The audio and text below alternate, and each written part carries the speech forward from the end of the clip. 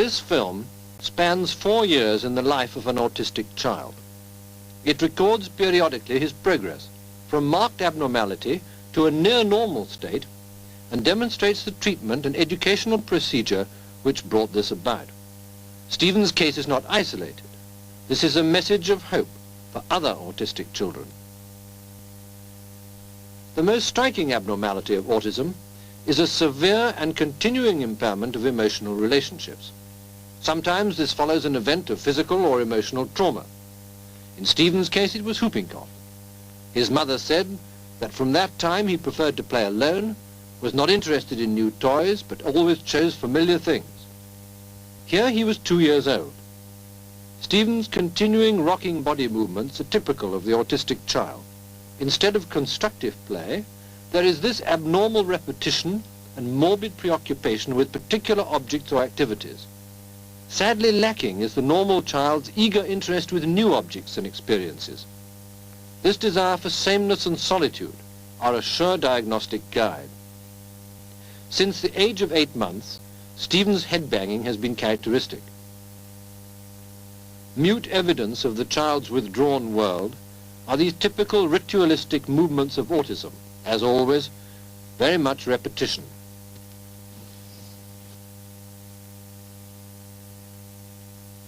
So often we observe too this hand tapping.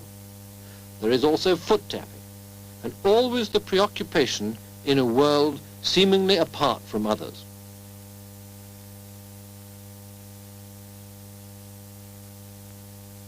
Normally fascinating to children, environment holds no interest for Stephen.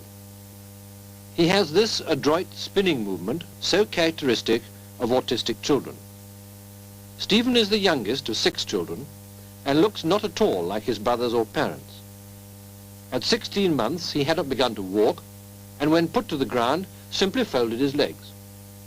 It's now 12 months later, and Stephen, now 3 years, walks and climbs stairs without help. Like everything else, this skill had to be taught, because the autistic child doesn't seem able to pick up knowledge as other children can.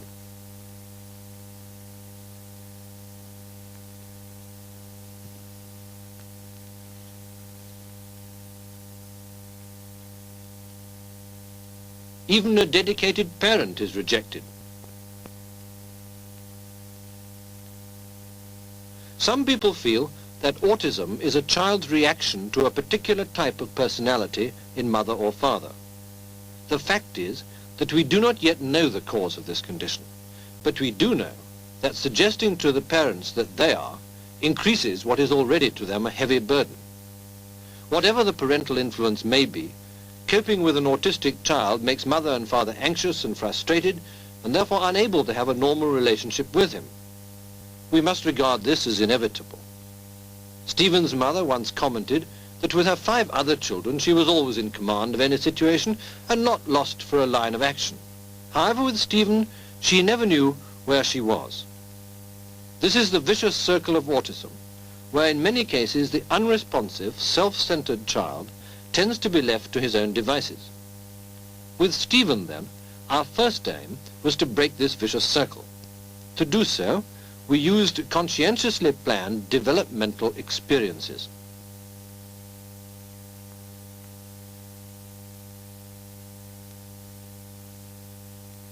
Usually, autistic children are extremely difficult with feeding. They tend to refuse all but 1 or 2 foods and eat even these only when presented in a certain particular manner.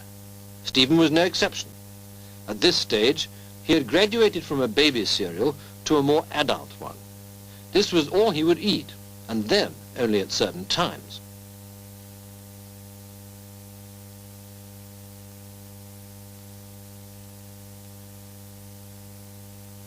Note here how he resists attempts to encourage self-feeding.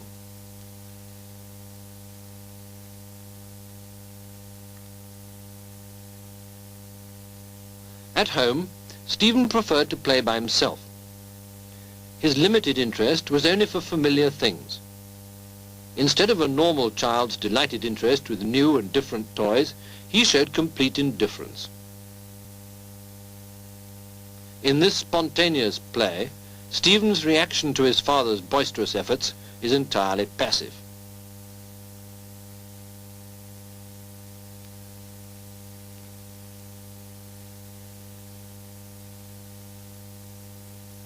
By this time, the normal child would be delightedly involved in such play. But notice Stephen's stiffening and his resistance to cuddling.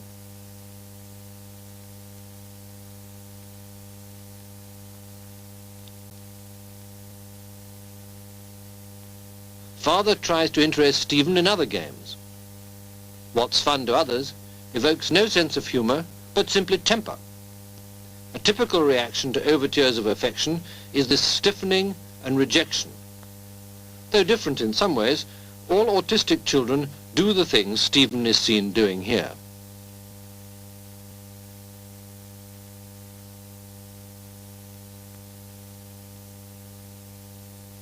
Imagine the interest of the normal child in this demonstration. But Stephen obviously learns nothing from it. He handles the crayons in a way that bears no relation to their use.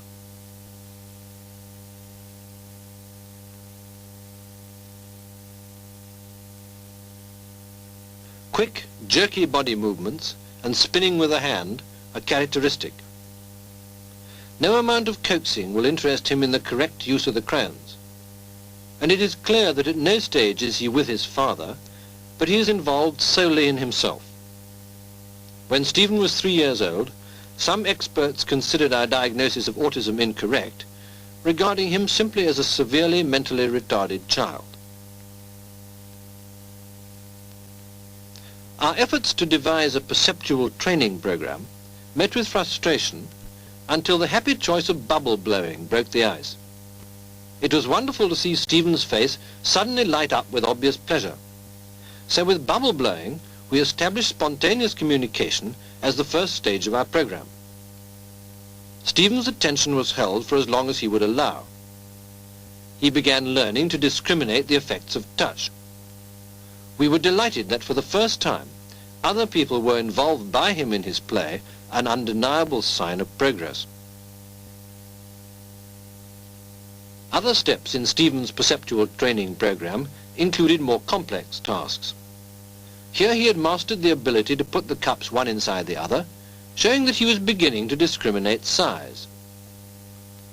However, there was still no real interest, and successes were haphazard, and play still antisocial. There was still the abnormal preoccupation with twisting an object, preferably a round one, to the exclusion of all other influences.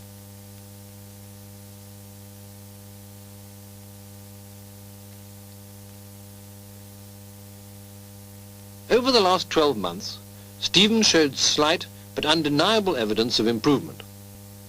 Play had become a little more spontaneous. Stephen was even beginning to have fun. However, when left to his own devices, he still used most things abnormally. Twisting movements and thumb twirling persisted, and with them complete absorption. No outside influences penetrate here. 12 months later, at the age of 4, Stephen still did not have speech, but had enlarged his repertoire of sounds. There was a significant change to the normal, appropriate use of objects. And here, a new skill shared with another person.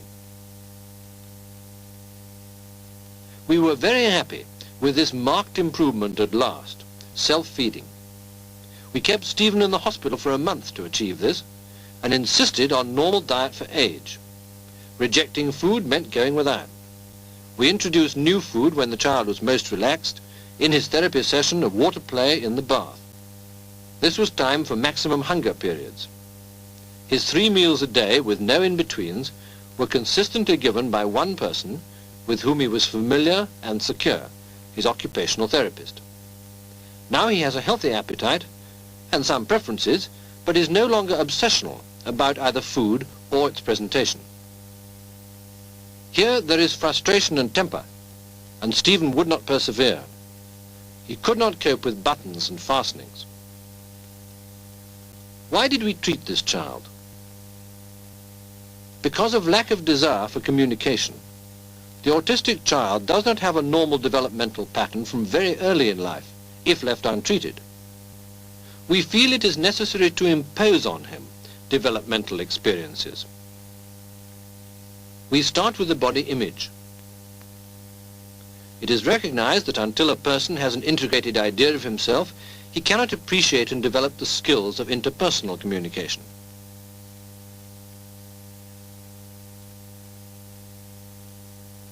Show me your eye. Now your other eye.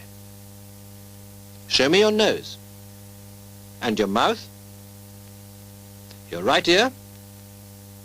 Your left ear.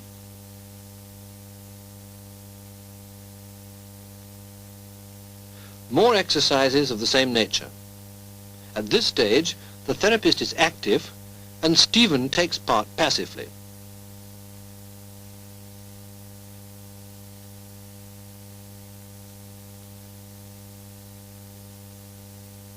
Slowly then comes a change. Interest, cooperation.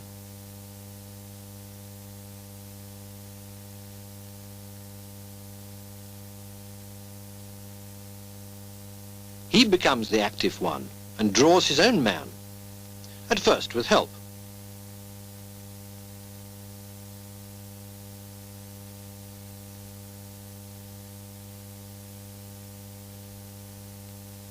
Finer exercises now to develop the consciousness of individual fingers. These activities are based on exercises developed for cerebral palsied children.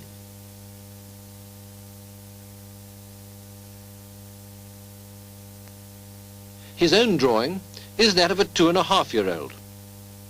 Colours are important. He has established left-hand dominance. He now holds and uses the crayons correctly and is no longer interested in spinning and flicking. Now the time has come to pay attention to particular perceptual difficulties, such as object-space relationship, precision and force of movement, and his own power to manipulate and control these. But still the ritualistic habits persist, especially with round objects. There is the same spinning thumb action. But the difference is that Stephen will now tolerate interruption and give up the activity without temper. He will also use these objects normally as well. Our happy early choice of bubble blowing remains a favourite pastime, but now Stephen is the active one.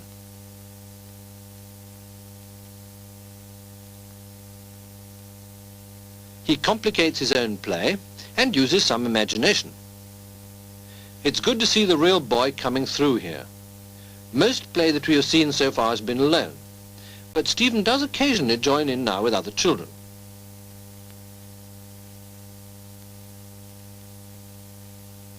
He can now identify the toy with the real object.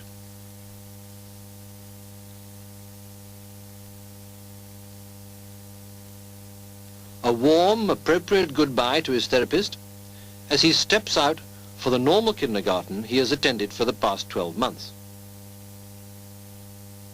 12 months later, and 5 years old, he has achieved meaningful speech, though it is dyslexic and he has some trouble with pronoun reversal, using he for I and so on.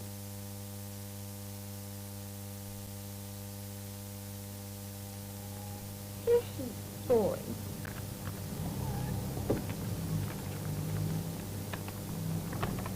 Mama, look. What's that? What's that? Biscuit, yes. Look. Yes, look, he's having a drink. Oh, Mama, look. Finish there, if you like. What's that? Daddy. Apple. Go and see. He progresses in matching words to objects. Have a look. An apple. Yes. Bring it over here. What is it? What is it? He has lost his bland facial expression, and eye-to-eye gaze is fully established. Now come back here. Body movements are more coordinated and relaxed, and seldom does he have temper outbursts or irritability. What's that? Nana. What is this? Balloon. Go and get it. What is it? What is it? What is it? Balloon. Put it away.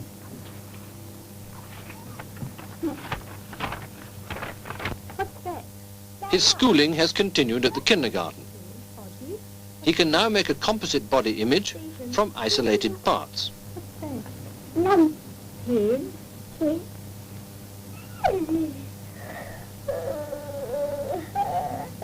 What's that? Ha! Yes. That one? Yeah. Yeah. Yeah. And here you are. What are these? Yeah. Legs. He could draw his own man without help and in a more assured, mature manner. Not worried by the presence of other children, he even responded to their interest.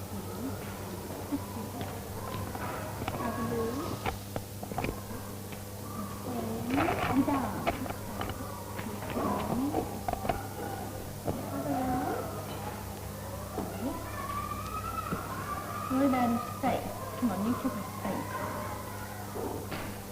What are you going to put his face? A nose. Nose. What's that? Nose. Nose. Nose. No. Yes. What's that? Nose. Yes. Over the past 12 months, group activities in the kindergarten have been a regular part in Stephen's program.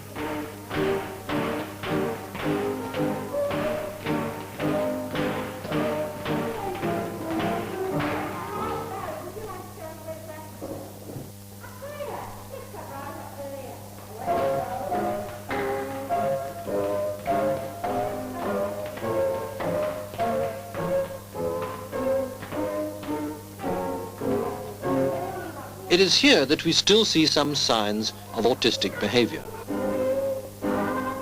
Individual relationships do not present such a stress to him, but there are times when joining in complex group activity is just a little too much.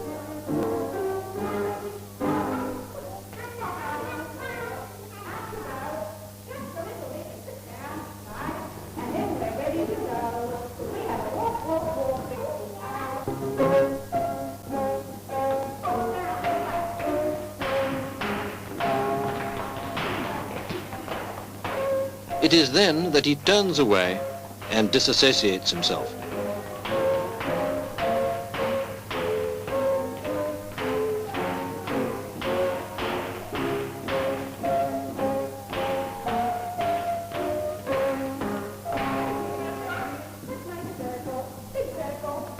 However, it is not hard to recapture his interest, and no longer do we see displays of temper.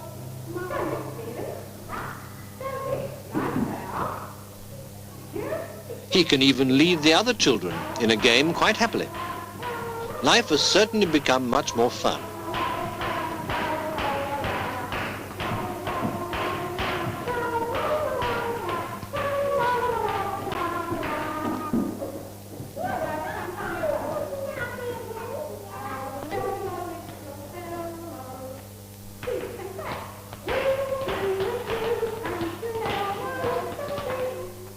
"18 months have passed, and Stephen is now 6½. He is now comfortable in group situations. His speech, while quite understandable, is still dyslexic and calls for speech therapy. His vocabulary has expanded, and he expresses abstract ideas and sentences of up to 12 words. Of course, with his improvement has come increased consciousness of the camera, so it is hard to demonstrate this on film.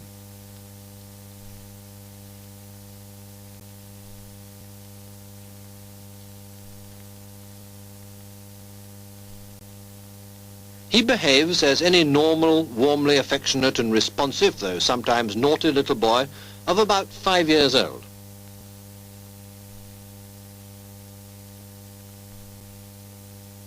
So to look back at the story of Stephen is to look forward to hope for autistic children. At 2 years of age, Stephen was a very abnormal child, both in facial expression and in behavior. He was totally self-centered in all activity, and he seemed to lack any desire for interaction and communication with other humans. Up to the age of 5, he was quite without language. But at 6.5 years, Stephen has become gregarious and able to communicate by speech and action with other people.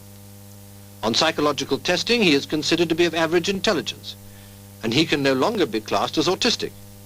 Speech therapy, indeed, is now Stephen's only treatment, and he will leave the special school for autistic children for a normal school by age 7. Our program, it must be emphasized, has been experimental. We believe that if diagnosis is made early and treatment begins then, abnormal development does not take place and rehabilitation is much more rapid than if treatment is delayed to age 4 or 5. Stephen has not been an isolated case in our experience, and we feel that this method of treatment offers others the same chances of recovery. They can then share within the normal community the happy preparation for life that is every child's birthright.